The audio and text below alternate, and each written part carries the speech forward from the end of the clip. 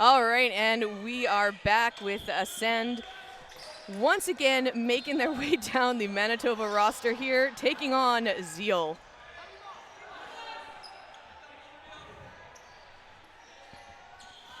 Zeal coming in hot and heavy off of that opening rush.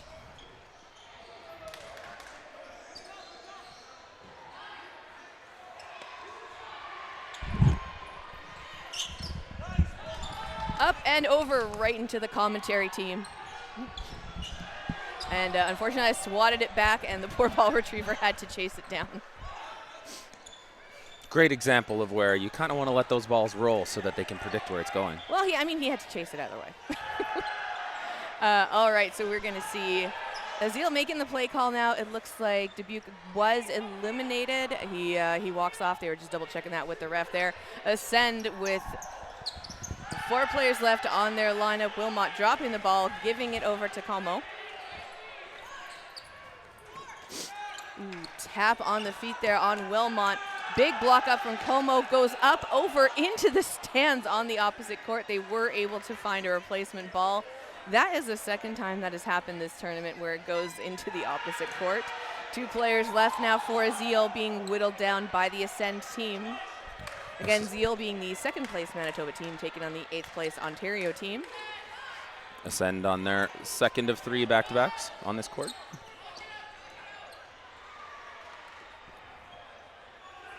Making that play call there is number 56 and number 13 for Zeal. Going after Ascend. Looks like no one was eliminated off of that one. They still have the 4 players on the Ascend side. Great cross throw from Boucher that just squeaks by the outside of Singh. Counter from the right side on Zeal. Hits that middle player, and Boucher's eliminated as well.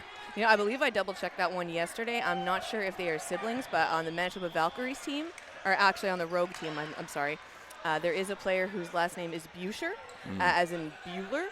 So I believe that's potentially how it's pronounced.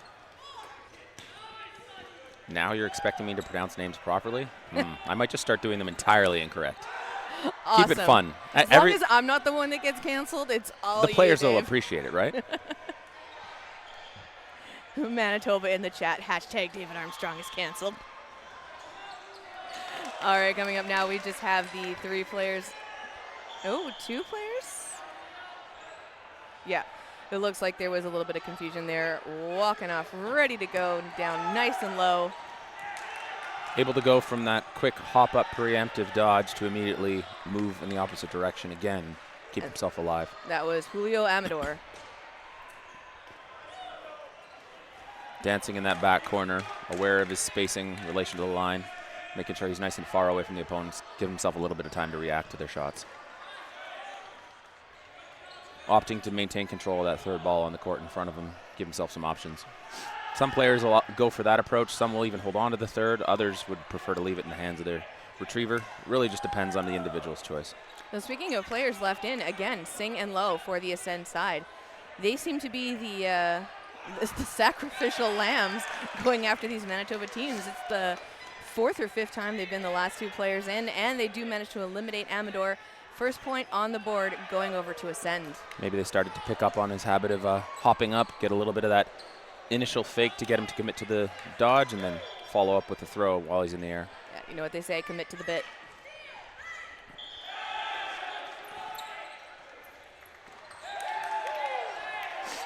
Interesting to see them actually be aggressive on the rush here. There's been lots of teams that have been a little hesitant. And again, entirely reasonable as a strategic option, but depends on the circumstance, depends on your enemies, depends on how your rush itself is going, whether the ball's in a good position for it.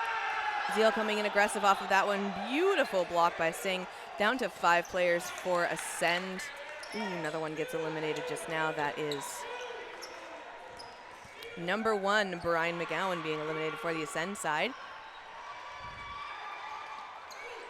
Still the full lineup for Zeal. I know it's been said before, but they are a very zealous team. They want to taste that victory. All right, coming in again, throwing in nice and hot. Looks like it was Element. Unfortunately, Element doesn't make it, and then Atkinson with a quick shot that almost led to a double, but Como managed to block it away from himself. And Gonzalez being eliminated as well. Down to 4 players now for Zeal, up against the 4 players on the Ascend side, so they are slowly whittling away at each other there. I'd say picking away at the pack. I've said whittling a few times now. I got to work on that. You're going to place a bet whether Lowe and Singh are the last 2 alive on the Ascend side if we get down to 2 players? Sucker's bet. You know what? Lowe and Singh have been doing an amazing job of being the last 2 players in, and they, you know, it didn't work for New Era, but they managed to score that point for the Zeal team. They managed to squeak that shot onto Lowe, which made that opening for Como to take the shot to then take out Atkinson. Big difference maker once your cover, your protection with the ball in the corner there is eliminated. Perhaps eliminated is the wrong term. Out. Hit out. Working to adjust and fix my vocab in regard to some terms. Every province has their own way of saying certain dodgeball terms. I don't think there's a definitive guide on exactly what is what. Other than sudden death. We don't say that anymore. It's straight up no blocking. Which is an accurate way of describing it at the end of the day. Where the cloth format... Team catch by Wilmot over there. Pops up by Amador. Wilmot sees it, grabs it out of midair. That's going to take out Singh. So, you know what? You would have won that if I actually bet. And it's just the last player left for the Ascend side now. When you compare the formats between foam and cloth, it actually is sudden death in cloth, because when they get to the end of the game and they need to play that final set, because of course cloth has 2 points per 1 set, 1 point if it's tied. But if you come to the end and it's tied, you play out and it's the first player that is eliminated. Whereas in foam, it's just a matter of no longer being allowed to block as a means of protecting yourself. That ball becoming an extension of your body. So any balls that make contact with it, it would be like you're being hit. Going after Gonzalez on that rush. Gonzalez going down. Element going for that catch, trying to bring Gonzalez back. Element does not manage to connect with it. That's the first 2 eliminations there for the Zeal side. We're going to see Ascend holding the line at the back. Looks like they were going for the attack on Zeal. As they were on the retreat, it looks like Boucher gets eliminated from that shot from the wing. It was a low windmill. Another low windmill. Gets down nice and low. Manages to avoid that shot from Dubuque there. Slides to the back line. Looks like Zeal had some substitutions for this set. I believe Dubuque's on for the first time in the game. He was on earlier, I believe. Perhaps the first set. And that's 2 being, oh no, sorry, just the 1 being picked off. It looks like both were sliding down. It was just double checking his surroundings, making sure he was good to get back up. Very frenetic pace here. Players being eliminated very quickly back and forth on both sides. Just Ref Wilmot and Dubuque left. on the court looking to make a call.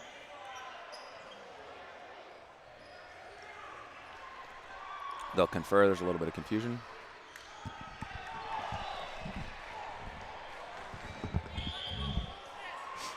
Both teams reset at the back line, and it is on Zeal with the the ball advantage. Great return fire from Singh there on Wilmot. And Dubuque finding himself alone on the Zeal side. Again, another example of a player choosing to have that 3rd ball on the court. Jumps over the first ball, blocks the second, and then quickly releases his.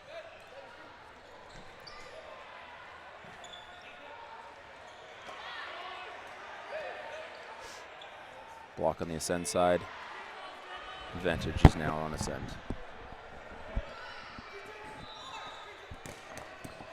Throw all 3, manages to block and dodge through all 3. So it's just Rajano,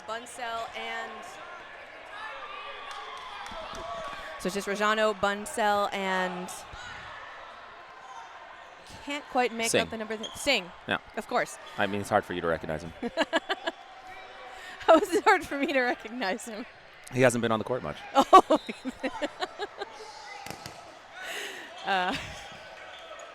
I like that they have the numbers on the front of their jersey because it makes it very easy to see.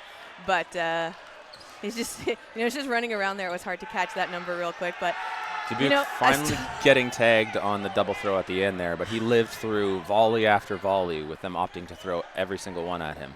Great survivability. It's going to be hard in those situations when you're last alive to last forever.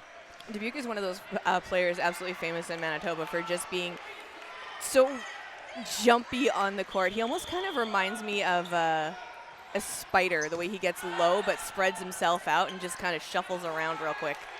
Looks like Gonzalez being eliminated off of that opening rush.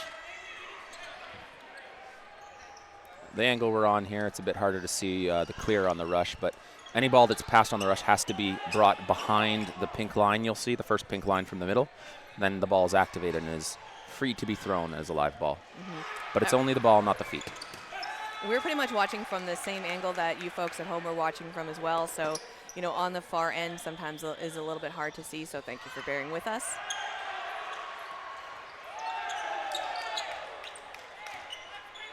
Keeping that pressure in the 4 cover. players left on the line. They are hugging it at the women's warning line, or at the women's the women's starting line.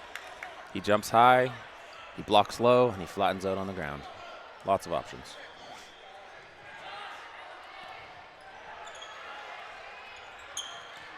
Dubuque with a nice shot there, absolutely passing it through his arm. Great extension.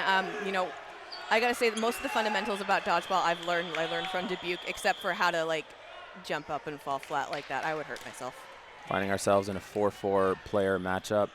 So advantage is just determined by either whoever has the most balls or whatever team did not throw last. Where you get a lot of that back and forth. Yeah, we are in no blocking right now. So again, Ascend leading 2-1.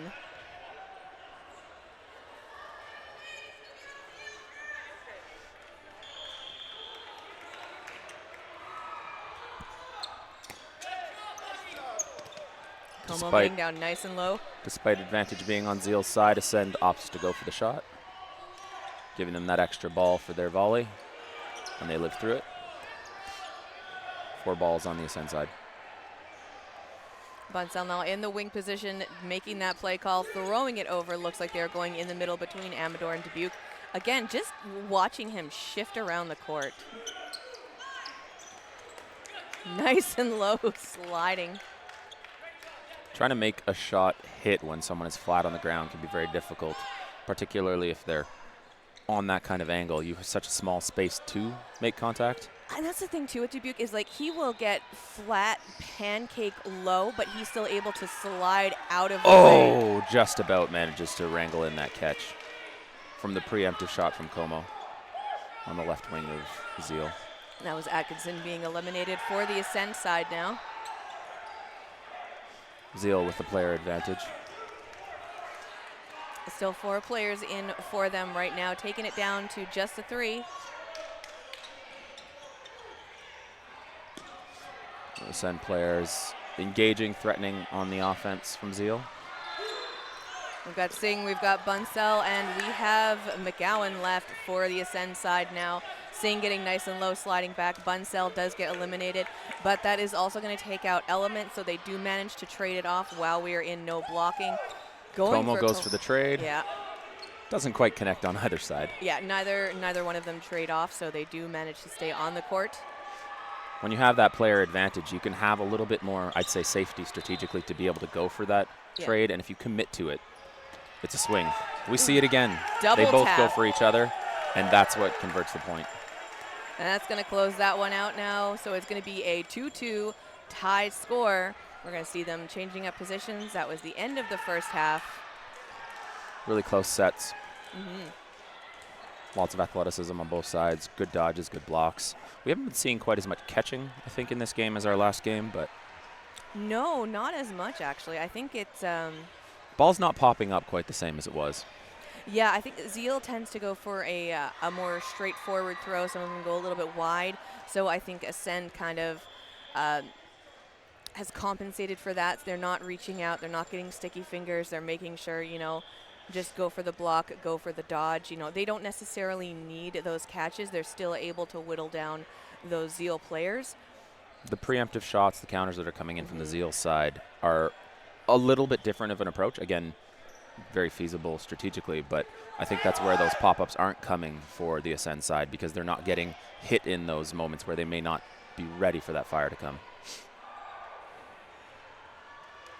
That's definitely one of the things that's very interesting about the Manitoba teams is we pretty much only have the teams out of Winnipeg, but every team's strategy is very different in comparison to everyone else's. So I think that's one of the things Ascend needs to kind of take into account, again, for their next game coming up against Manitoba, is it's not always going to be the same play style, despite the fact that all the teams are located in a very centralized area from our province. Very interesting. There's so many population hubs in Manitoba, though. Sarcasm. I know. I recognize that it's narrowing Winnipeg. my eyes at you guys. Brandon, can't see that. like Brandon, you know? Lots of people there. Yes, but no dodgeball. We need to bring dodgeball to Brandon. And there's that opening rush going into the second half. All right, you've heard it here first. Dodgeball Manitoba, spread out to Brandon. Yeah, get on that. Come on. It's what, a 1 hour and a half drive? Wilmot with the catch in the center there. Depending on if there's cops on the highway.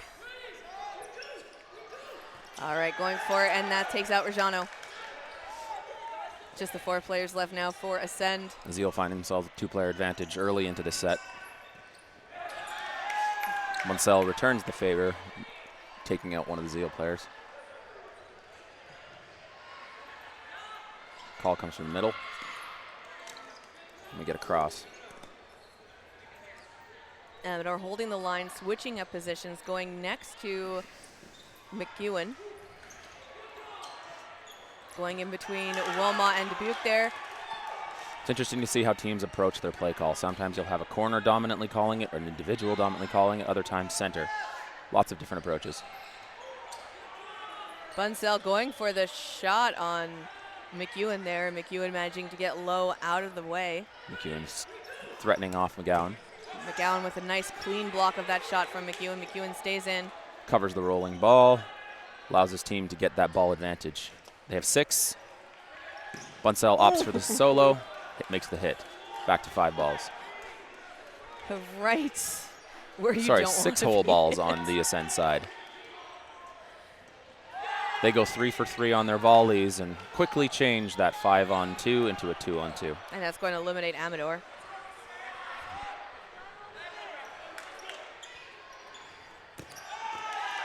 Wilmot going after McGowan. McGowan blocking down into the foot.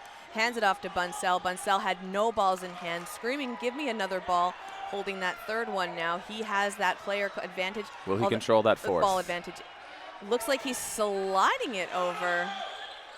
Yeah. I believe the shot clock counted down. In the game, a rolled ball is not a throw. You do have to throw the ball. Ooh. Otherwise, it will not reset the count. And if you roll a ball to change your advantage, then you could also be called by a referee. So no balls in hand, sending them all over to the other side. Bunsell getting 3 back now after that roll.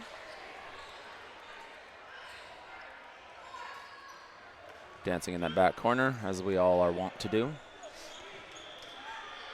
4 balls in hand, shot clock being counted down. 1 going up into the attack zone. Luckily, Bunsell manages to grab it. That's going to give 3 balls now to Zeal. Zeal is going to take that advantage. Just Wilmot and Dubuque left on the court now. Zeal opting to play from the back line, not pushing up, not pressuring or engaging there, waiting for that shot, allowing themselves the opportunity to set their play up and come forwards. Dubuque getting up nice and high, jumping down nice and low. I am amazed with how that guy hits the ground, and he does not have any broken bones. Dodge and a block for Bunsell. Returns fire, just missing. Yeah, goes after Wilmot, goes after Dubuque, managing to stay in for both of those. He is just rapid fire with those.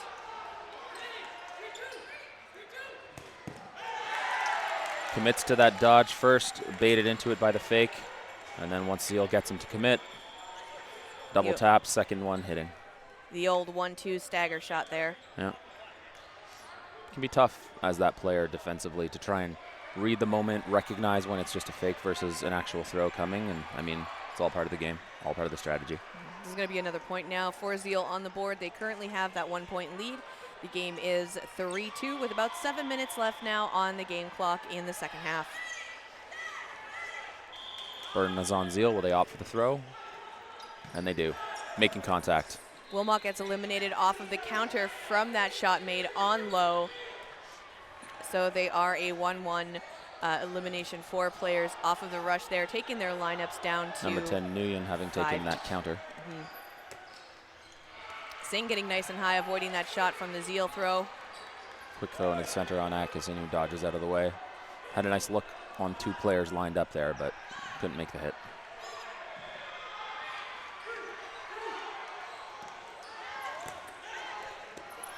Drop shot down on Yoshida, right in the toes. Rajano getting caught on the right-hand side, Atkinson reading that being opportunity. Very So quick change in players here. it's Singh and Nguyen left now.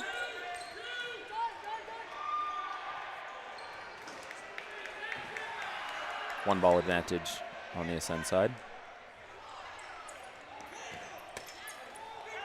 Goes for the trade moment with that player advantage, but didn't quite make contact and gets eliminated. So we're down to 4-on-2. Absolutely love that move by Singh. Gets up to the line, slides the foot a little, plants it, manages to retreat back. It was just so well executed watching the footwork there from Singh. Play call being made now by Wilmot. Going for Singh. Singh blocks almost into our laptops. Gonna hold my coffee so it doesn't spill. Find a good place to put it is inside your mouth. Excellent way to avoid those spills as well. Please nobody clip that.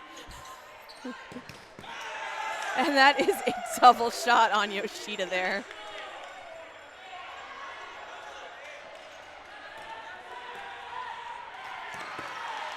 And Great Singh, timing. last player in, but again, that 1-2 stagger shot from Zeal. That's going to bring it up now to 4 points for Zeal. One shot went low, one shot went high. I believe both of them made contact. Very well done. Looks like a timeout's called. In our tournaments, each team is allotted 1 30-second timeout per game. You don't have to take it, but you can. 1 for the game entirely, not for the individual halves. It makes sense because we are running the games a little bit shorter. Like we said, once we get into those playoff matches that are going to happen at the end of the day today, we are going to see those full 20 minutes. Historically, for our tournaments, there's generally actually been no timeouts in round robin, usually to try and keep that pace because the schedule can be a little tighter. Yeah, I gotta say we've been doing pretty well this year. You know, we're not running late. The stream is going pretty well. You know, we've got the teams. You know, they get their timeouts.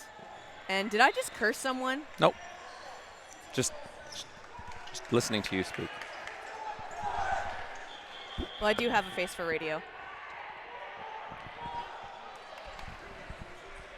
That makes, well, I mean, me for sure. I don't know about you. You know, I think overall the tournament's being, you know, run really well right now. We, you know, did have a couple teams show up late, but they were double booked for some games, obviously. But they were able to make it for their games, and everyone seems to be enjoying themselves. We've got pools of 11 for both divisions. So 2 pools of 11 for the women's division, and then 3 pools of 11 for the men's, and 10 games for each team. It's a lot to get through in 2 days, slightly less than 2 days, but we're doing it, and it's very much remaining on schedule. And they are off. It looks like that first hit on the board goes for Bunsell, and he does get eliminated.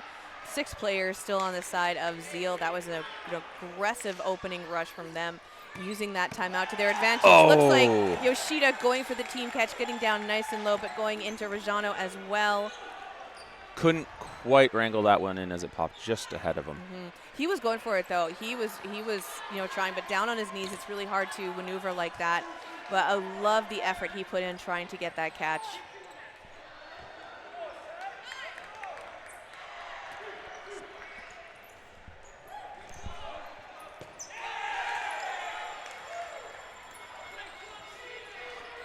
Zeal with a full lineup to the 2 players on the Ascend side.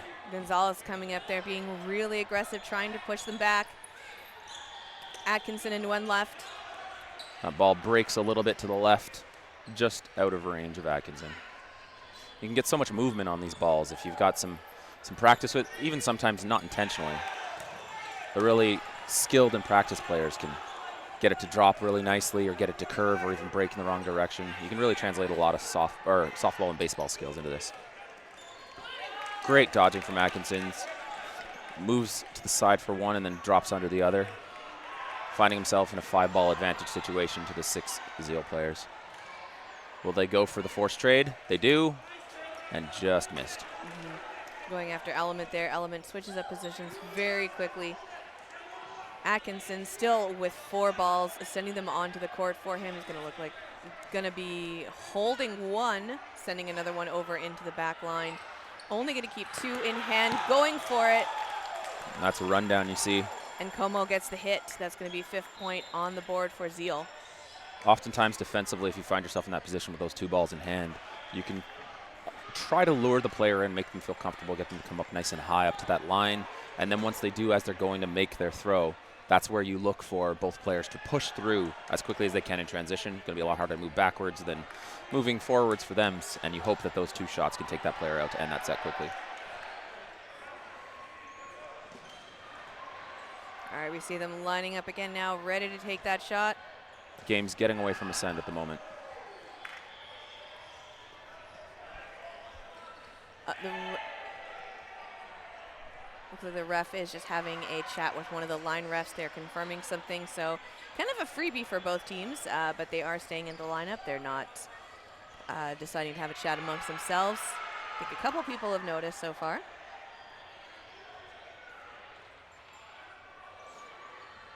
So that being said, thank you everyone for joining us here at the Olympic Oval in Richmond, BC. It is our 2nd day of streaming. They keep 2024 Canadian National Dodgeball Championships. 2nd day, 2nd game. Lots of games ahead of us today. Day 2 of 3. Lots and lots of dodgeball for you to still watch.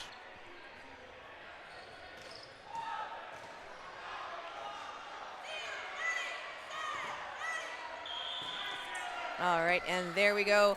That opening rush. Gonzalez tap on the shoulder on Atkinson eliminates him right off of that rush there. Zeal coming in hot and heavy.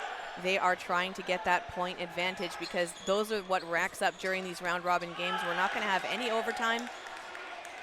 Lots of back and forth fire. Ascend not managing to make that hit, but we're down 2 players for their side. Great cross from Rajano. Going after Another Como. one from McGowan, but leaving his back open to his corner. So just Como being eliminated now for the Zeal side. 5 players left, I believe. Yep. Bunsell did try to take that counter when the cross came in on McGowan in the middle, but going for Rajano. Big pop-up. Yoshida just misses it. Couldn't see it, didn't know where it was. Luckily didn't also make contact with him as it popped onto the ground just in front of him. That was a very high pop-up too. Yoshida with a block coming in after Gonzalez. After Gonzalez throws, Gonzalez getting out of the way of that one. 2 balls in hand now for Yoshida as well as Bunsell. They do have that burden to throw. Oh no, 3 balls in hand, sorry. Bunsell blocks down, sending it over towards Yoshida. Yoshida releasing one of his balls. 3 balls over now, just Yoshida left on the court. After Bunsell is eliminated, Dubuque going for Yoshida. That second tap though takes him out. Ascend really firing off a lot of nice shots, great accuracy, close to the players, but the survivability on the Zeal side, their dodging, their blocking is just keeping them in the game. It's getting difficult for Ascend to be able to find those hits.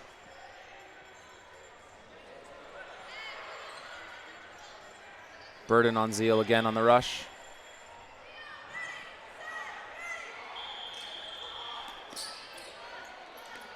Pass from Wilmot's a little high, so Zeal opting to not take that rush throw here. And they'll set themselves up and figure out their play for the next possession. Play call being made by Amador, comes up to the line, and Como takes the shot.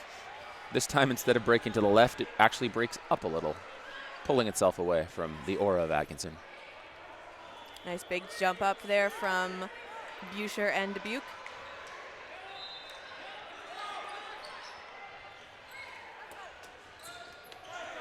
Good counter from Singh, pushes up quickly in transition, takes that shot on the matchup in front of him who had no ball.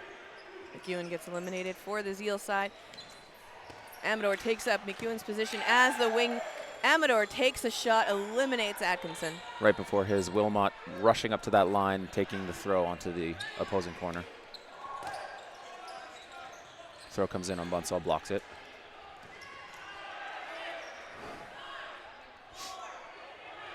We hear that clock going down, and that's it. Going into no blocking. Right now, Zeal leading 6 points, Ascend with 2 points. Ref calling it out now. Zeal recognizing that there was less than 10 seconds left, despite the burden being on them. There was no need for them to throw since it was less than 10 seconds, so they stayed at the back line to keep that player advantage. And a timeout now being called by Zeal. We see Coach Gennady Sanch coming in, giving them pep talk. I love how, even though the ball retrievers, some of them are not rostered to play, they're still there in the Zeal jerseys. They're still, you know, part of those huddles. There's a lot of communication on that side. I love how they bring everyone in for that. Doing the same on the Ascend side because they might as well use that timeout to their advantage as well. What I want to see more of, although I'm not actually condoning the financial cost of it, but I love seeing when a team actually has retriever uniforms of some form, a jersey or something like that. It's a thing you'll notice on the world stage a bit more. Some of the European countries actually have very specific jerseys that they have for their retrievers. And it's just great to see a team valuing that role as part of the game. It's a huge difference maker. Can we get them T-shirts with golden retrievers on them, like pictures of the dogs? They do actually refer to them as golden retrievers, and they are wearing golden pennies. I love that. I still think we need a picture of the dog, There's a term that Canada used that we don't quite use as much anymore. We go with the, let's say, more appropriate retriever. Yes. Though I find myself slipping most of the time. Oh, the shot coming in from Dubuque in the middle, hitting low. Hitting low, low. I feel like I've heard and made that Joker reference once or twice myself. Oh, 3 for 3 on the throws from the Zeal side. Rojano getting low, trying to get that catch there, unfortunately gets eliminated. Falling onto his back. Looks like it is just 3 players left now for the Zeal side. Singh going for the catch, doesn't connect. That's going to end it out now. 7 points for Zeal. They take the win, Ascend with 2 points. Dubuque and Wilmot pushing up there, creating that 1-2 opportunity where get him to commit to the dodge, and then Wilmot's throw coming in second, making that hit. Singh almost having the catch still. You're going to see a lot of Wilmot there because he is the creator of Zeal. He's you know, put that team together. They've been playing for a very long time. And speaking of, I would go so far as to say you're going to see a lot of Ascend here. Yeah, well, we're gonna move over to that. It is again Tempest taking on Ascend, and then next up after that, we're going to see Hardest Foam taking on Mint. So this is your last chance to see Ascend on court 2 today. Now Tempest hails from where? Manitoba. Manitoba what? Manitoba number 3. Oh, so it is actually 1, 2, 3. I was just joking earlier. 1, 2, 3. Perfect. That's literally how they are in the standings. And in the lineup of games today. Ascend with that hat trick there, being on court 2, playing 3 games back-to-back against Manitoba teams. So. And up next we'll have Ontario number 7 playing 4, 5, 6 from Manitoba. And Tempest deciding to wear their Tiger jerseys today. And that's what I lovingly refer to them as. Lots of teams busting out that second jersey type for day 2.